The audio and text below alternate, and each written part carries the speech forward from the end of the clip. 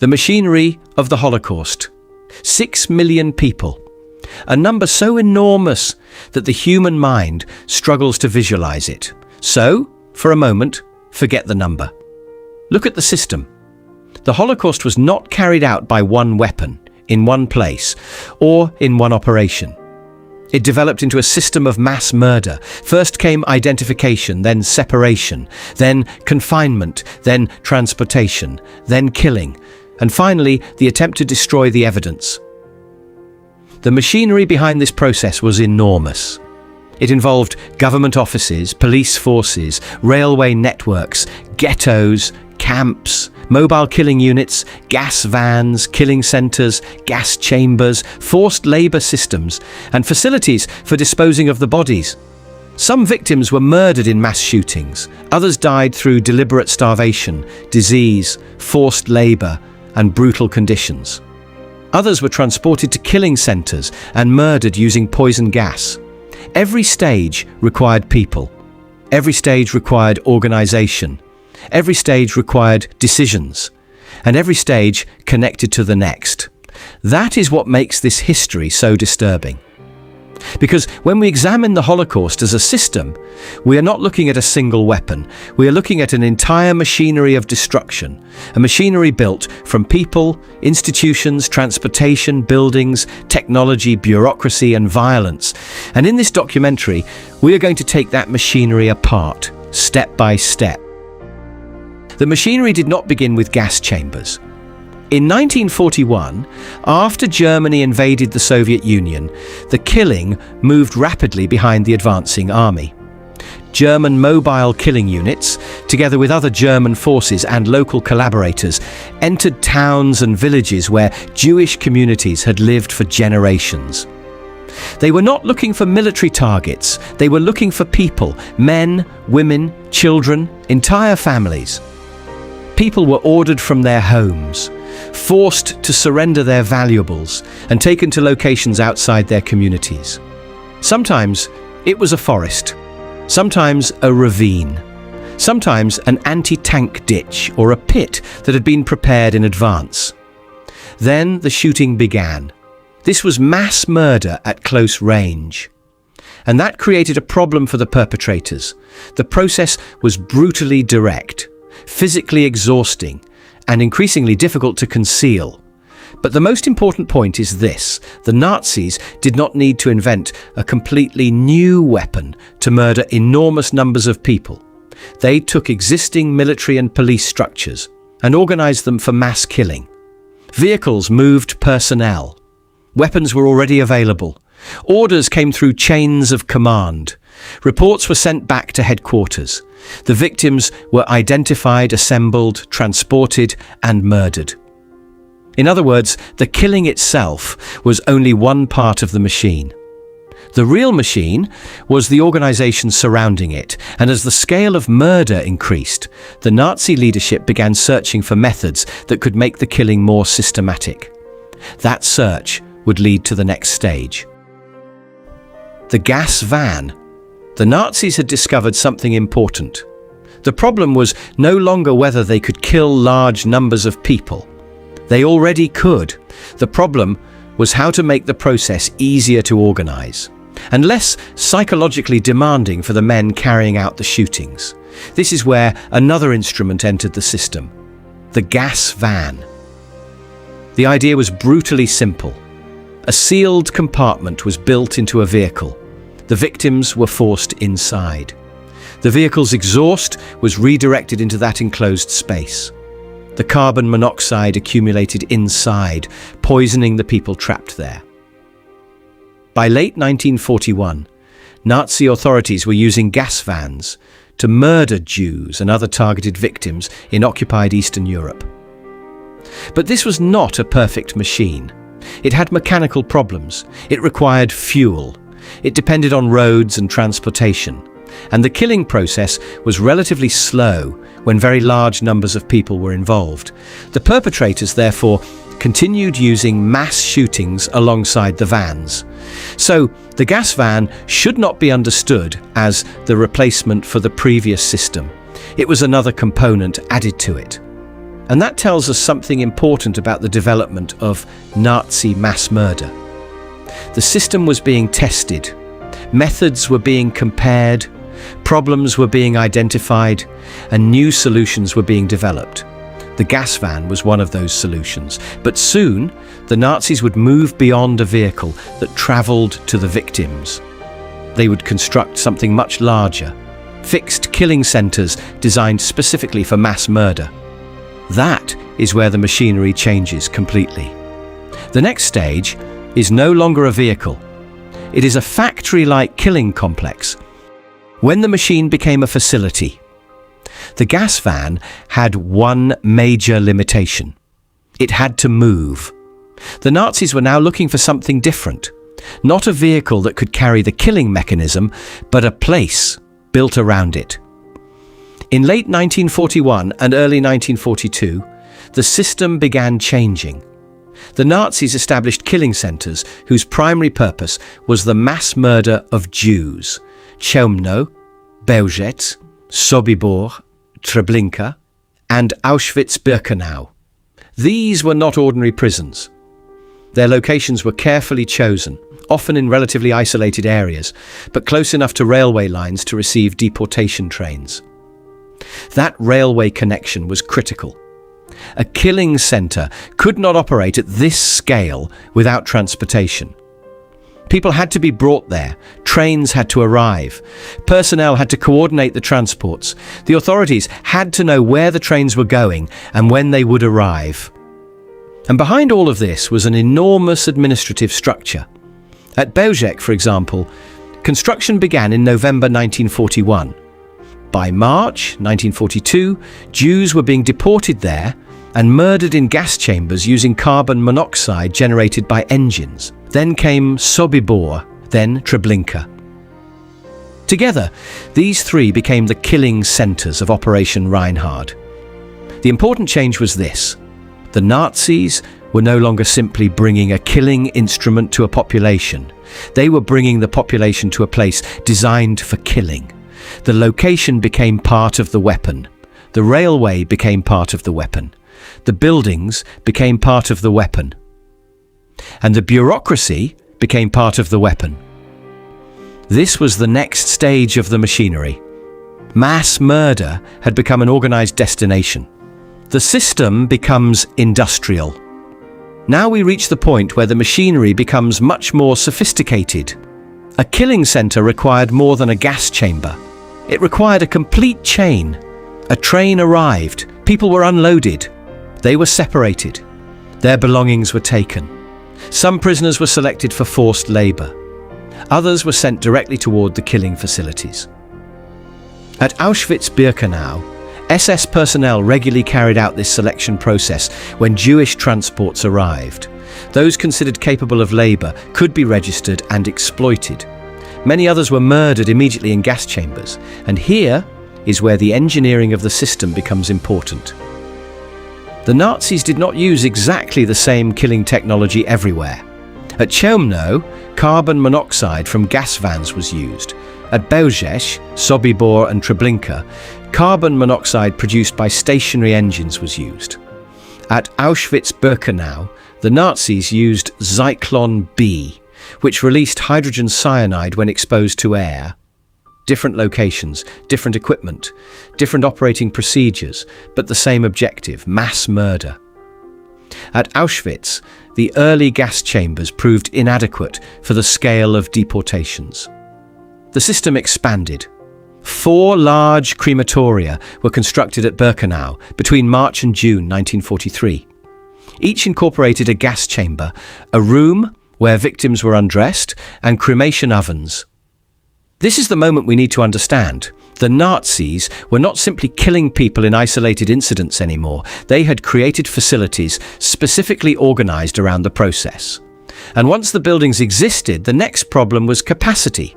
How many people could arrive? How quickly could they be processed? How could the bodies be disposed of? How could the prisoners' possessions be collected? And how could the entire operation continue day after day? Those questions reveal something crucial. The machinery of mass murder was not only about how people were killed, It was also about how the entire process was made to keep moving. The people inside the machine. Now we have to look at something easy to overlook. A machine does not operate by itself. Behind every transport, every building, and every killing facility were people, SS personnel, police, railway workers, camp administrators, guards, clerks, and prisoners who were forced to perform some of the most terrible work inside the killing process. At the killing centers, a small number of Jewish prisoners were temporarily kept alive and forced to work. They were later known as the Sonderkommando. Their tasks included removing bodies from the gas chambers, searching corpses for valuables, handling victims' belongings, and disposing of the bodies. Think about what that means. The Nazis had created a process in which even the bodies of the murdered were incorporated into the workflow. Clothing was collected, luggage was sorted, valuables were taken, bodies were moved, and the killing facility was prepared for the next group. At Auschwitz-Birkenau, the scale became enormous. The camp complex eventually contained 4 large crematoria with gas chambers, and at the height of the deportations, the killing center could murder thousands of Jews in a single day. This is why the word system matters. There was an entrance, there was transportation, there was selection, there were killing facilities, there was forced labor, there was property collection, there was corpse disposal, and then the process began again. The victims were not simply brought to a place where someone happened to kill them. The entire environment had been organized around the killing process. And now we reach another question. If the Nazis were murdering people on this scale, what happened to the bodies? Because destroying the victims was only half of the problem. The other half was destroying the evidence. And that brings us to the next component of the machinery, the crematoria, the burning pits, and the campaign to erase the traces of mass murder. The machine tries to erase itself. There was another problem the Nazis had to solve, not how to kill. They already had that system. The problem was what would remain afterward. At first, many victims of mass shootings were buried in pits, but buried bodies could become evidence. So the Nazis developed another operation. Beginning in 1942, special units were ordered to locate mass graves, exhume the bodies, and burn them. The operation became known as Sonderaktion 1005. Prisoners were forced to carry out much of this work. The bodies were removed from the ground, they were burned, and the remains were scattered or otherwise disposed of. At the killing centers, a similar problem existed. At Auschwitz-Birkenau, bodies were burned in crematoria and in open-air burning pits. Jewish prisoners forced into the Sonderkommando were made to perform many of these tasks. Then came another layer of concealment. Documents were destroyed, buildings were dismantled, and as the German army began retreating, the Nazis started destroying the physical evidence of the killing centers. At Auschwitz, the remaining gas chambers were destroyed between November 1944 and January 1945. But there was a problem with this plan. A building can be demolished, a document can be burned, a body can be destroyed. But a crime on this scale leaves traces everywhere. In photographs, in construction records, in railway records, in German administrative documents, in eyewitness testimony, in survivor testimony, and in the physical remains of the sites themselves. The Nazis attempted to make the machinery disappear, but they could not make the evidence disappear with it. And now we can examine the machine from another direction. The evidence left behind by the people who built and operated it. The bureaucracy behind the machine. If you look only at the killing sites, you see the final stage, but the machine began much earlier. It began in offices. On January 20th, 1942, 15 senior Nazi officials gathered at a villa beside Lake Wannsee in Berlin. They were not gathered to invent mass murder from nothing. Mass murder was already underway, The purpose of the meeting was coordination. Different parts of the German state had to work together. The SS had the central role. But the SS needed other institutions. The police had to identify and arrest people. Civilian authorities controlled populations and territories. The transportation system had to move deportees. Officials had to coordinate destinations. And records had to be created. Adolf Eichmann's office, for example, organized mass deportations and worked with the German state railways and other government agencies. This is one of the most disturbing characteristics of the Holocaust. You do not need every person involved to stand beside a gas chamber. Someone can be sitting behind a desk. Someone else can prepare a transport schedule. Another person can authorize a deportation. Another can guard a train. Another can receive the prisoners. And somewhere at the end of that chain, people are murdered. The Wannsee Protocol makes this structure visible. The officials discussed how the so-called final solution would be implemented across German-controlled Europe. They discussed populations, deportations, labour, jurisdiction and cooperation between agencies. So when we call this a machine, we are not using the word as a metaphor for technology alone. The machine was organisational. Its components were institutions. Its connections were orders. Its fuel was ideology and coercion, and its output was human death. That is why the Holocaust cannot be explained simply by looking at the weapons. To understand the machinery, we have to follow the entire chain, from the office where an order was prepared, to the railway that carried it out, to the facility where the victim disappeared. And there is one final question. After all of this, how do we know what happened? Because the perpetrators themselves left behind an enormous documentary trail. That evidence is where our investigation goes next. The paper trail. Now we reach the part of the investigation that changes everything. Because the machinery did not leave behind only ruins. It left paperwork. Thousands upon thousands of documents, orders, lists, transport records, reports, correspondence, construction documents, statistical summaries, and internal communications written by the perpetrators themselves. This matters because we are not reconstructing the Holocaust from one person's memory. We can follow the system through its own records. A train leaves one location.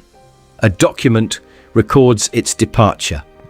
Another records its destination. Another identifies the officials responsible. Another records what happened when the transport arrived. And somewhere else, an SS report records the killing operation.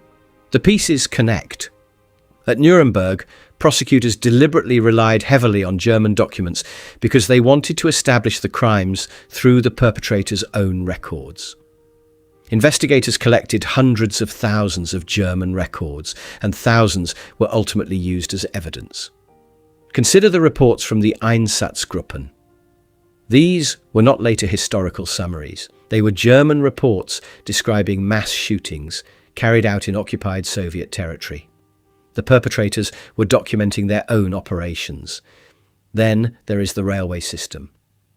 Mass deportations required coordination between the SS, police, transportation authorities, and other government institutions. Adolf Eichmann's office worked with the German state railways and other agencies to organize the deportations. Then there are the killing centers, construction, personnel, transport arrivals, camp administration, gas chambers, crematoria, property confiscation, and the eventual destruction of evidence. Each piece gives us another component, and when those components are placed together, something becomes clear. We are not looking at a story reconstructed from rumor. We are looking at a system that documented itself. The perpetrators tried to destroy that evidence as Germany began losing the war. They burned documents, they destroyed facilities, they exhumed and burned bodies, but they could not erase everything. Documents survived, photographs survived, buildings and ruins survived, and witnesses survived. Together, they allow historians to reconstruct the machinery, not from one source, but from thousands of independent pieces of evidence. And now, with the machine reconstructed, we can ask the final question. How large was its human output? How many people were actually murdered? And how do historians arrive at that number?